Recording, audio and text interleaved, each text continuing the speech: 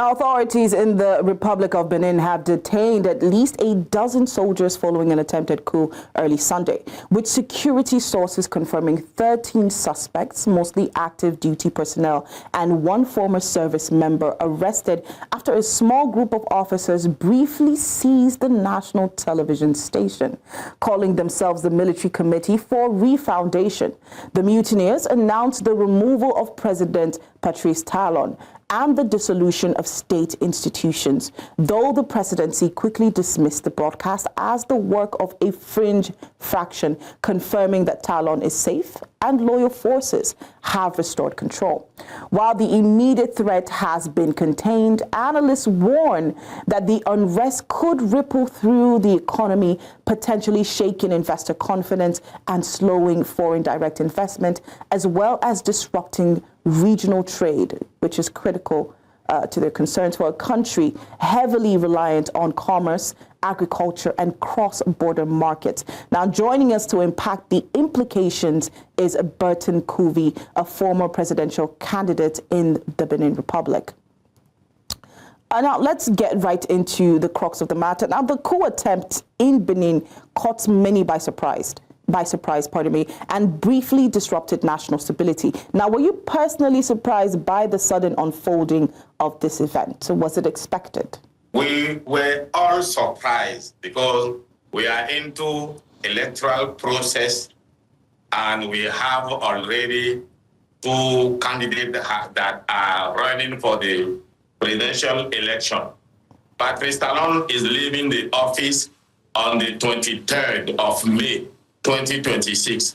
So nobody could really understand or explain how could this situation raise in our country. We are all surprised. Until now, I wonder what happened. All right, so political instability has a tendency to have major economic consequences, and even worse, it happens almost immediately. So from currency volatility to disrupted trade flows, now what short-term impact could this attempted coup have on Benin's currency, its trade, as well as its capital markets? Well, Benin is blessed enough or lucky enough. We are in an organization of 8 countries having the same currency, CFA currency. So the coup in Benin will not affect the currency because we have other 7 countries that are still strong. But where the coup could probably affect our economy is most of our infrastructures are done, are constructed under EPCF, engineering, procurement, construction, and financing basis. So, and nobody will invest his money in your country when we don't have stability, political stability.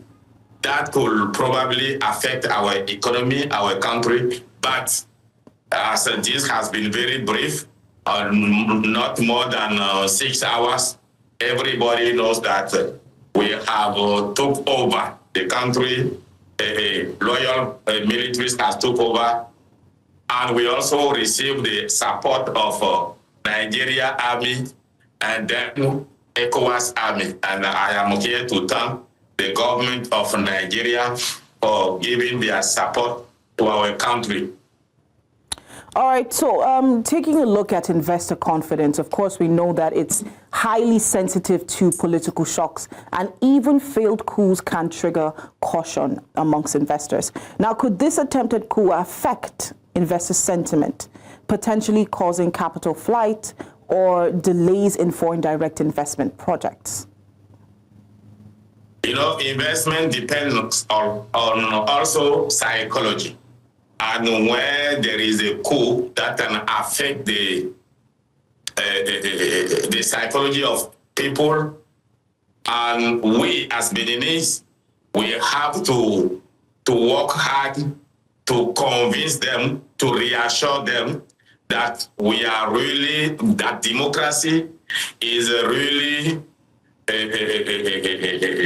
something that nobody can overthrow in our country. I'm not even talking about the Patrice Talon as president.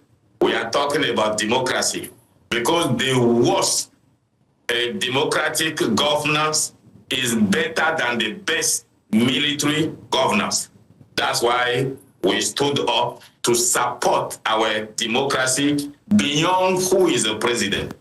So, well, I agree with you. I think this will probably affect some investors, but we have the duty to convince them, to reassure them, to communicate that the national population of Benin was not supporting that coup, and our army was not also supporting that coup. So I look forward to have people supporting us, even your television, helping us to convince people that Benin is a safe place where to invest again. All right, so let's take a look at Benin's position as a key transit hub for West African trade. Now, it links multiple regional economies. Now, how vulnerable are regional supply chains to political unrest in the country? Oh no, this has not affected anybody, because let's assume these people have succeeded, the position of Benin will still continue to be the same, because our port position yield a lot of money for our economy.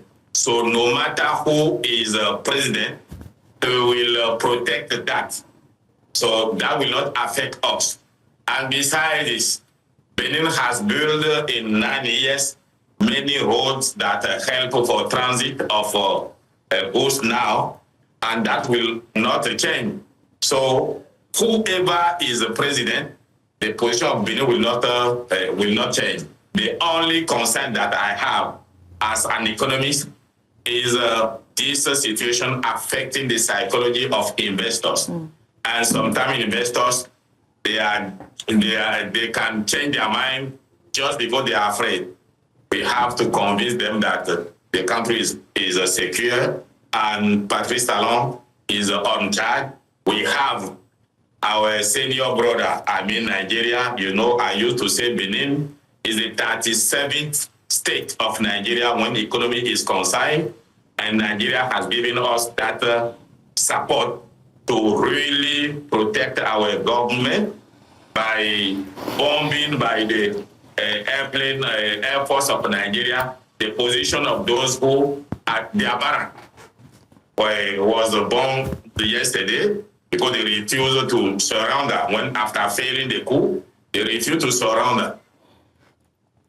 All right, so when you talk about investor psychology, like you said, investment is about psychology. How would you say Benin should go about making sure that the psychology of investors is actually protected? Because situations like this can completely destabilize a nation's economy. Even as small as an attempted coup, like you said, can put fear in the hearts of investors. In the Bible, they say faith comes from hearing. So we have to be communicating about this. We have to be letting people know that the country is on control.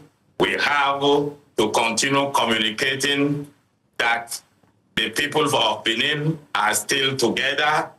When you consider a country, there could be a little problem, and that's what happened to us. But as I was saying, and as you were asking, this will affect us for sure. We have to realize that and to stop expecting people to come by themselves to our gate. We have now to go and see them, to convince them with maybe some good conditions in investing in Benin Republic.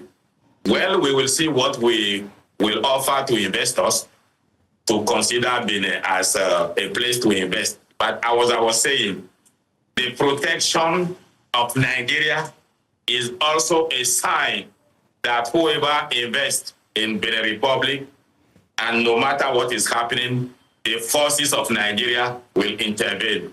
The forces of ECOWAS will intervene. And that was very kind of from Nigeria doing that. All right, so in cases like this, there are certain sectors that are usually more exposed during political crisis. Now, which industries in Benin, port operations, agriculture, logistics, and energy infrastructure are likely to be most affected? No, none of them, because it was so short. This started at 3 a.m. and ended at 10. Well, I was the one who announced the end of the fail of the coup, because when you listen to their declaration, you know these people were not prepared for a coup. It's almost the Dunka coup in Nigeria, but thank God we had no Muritala dead here. So it was not really a coup that could succeed, because before to succeed a coup, you have to gather all the military forces with you. They just seize the television. Anybody can seize the television and claim he's now in charge of the country. That's what they did. So that was just a joke, if I may say so. All right, so emerging markets usually face higher political risks that investors must navigate. What lessons does this incident offer political risk assessment in West Africa? Well, when I listen to you as economists, I think you look at Benin economy or West Africa Francophone economy like Nigeria economy. We are not really connected to the exchange market like that. So we are still in the traditional market. So whatever happened as a coup will not directly affect the market, because the market is at Abidjan in Ivory Coast. And when you consider the scale of our participation on that market is so small, so that what happened in Benin, what happened in Togo, in Senegal will not affect the market, because 60% of the market is dominated by the economy of Cote d'Ivoire. So if this coup have happened in Cote d'Ivoire, it will have affected the market. And most of our companies are not on the stock exchange. So we don't have that kind of economy that you are thinking about. All right, since you brought up the Nigerian economy comparison, now Benin shares borders and trade links with larger economies, like you said, Nigeria. How might neighboring countries be affected if the instability persists? Yeah, instability in Benin could have affected the economy of Nigeria, because remember 10 years ago, anything that was banned in Nigeria was made available in Benin Republic, and through the leakage is end up in the market of Lagos, Abeokuta, and so on. But since Patrice Talon is there, Benin Republic has signed an agreement with Nigeria, so whatever is banned on the market of Nigeria is also banned in Benin Republic to protect the economy of Nigeria. Let's assume Patrice Talon was no longer in charge and we have militaries. They could open the market to anybody who will make available on the market of Benin Republic whatever Nigeria doesn't want to import directly, and through bushes and roads that are not controlled. And remember, we have 700 kilometers border. Nobody could control that. So controlling the economy of Benin also help to secure the economy of Nigeria. So by supporting our democracy, Nigeria also protected its own economic market. All right, that's all the time we have for this discussion, and that was Bertin Koovi, the former presidential candidate in Benin. Please stay with us. We'll take a break, and when we get back, we'll be getting into our next discussion.